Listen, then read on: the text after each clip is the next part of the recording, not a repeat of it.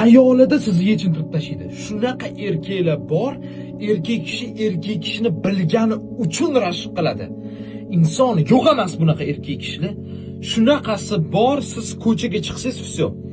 Oyog'ingizdan turib, mana shu boshingizgacha skaner qiladi. Shunchalik darajada bor, yo'q emas. Shuning uchun u eringiz bo'lsin, u bo'lajak turmush o'rtog'ingiz bo'lsin, farqi yo'q. Boshqa erkaklarning xayolini bilgani uchun, shunaqa muloqotlarni eshitgani uchun, siz eshitmagan muloqotlarni eshitgani uchun sizni himoya qilgisi keladi.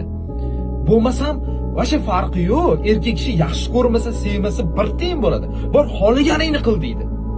Lekin o'zini ayolini, o'zini yaxshi ko'rgan insonni xohlamaydi hammadan e'tibor olishini.